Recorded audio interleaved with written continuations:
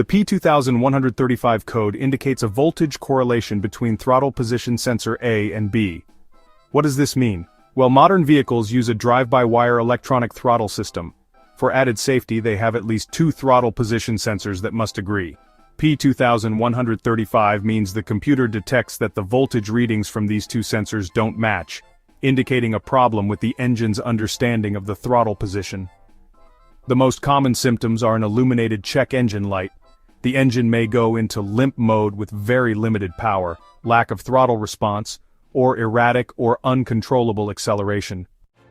If the P2135 appears, action is crucial. The first step is to check the code with an OBD2 scanner. The most common cause is a faulty electronic throttle body where the TPS sensors are integrated.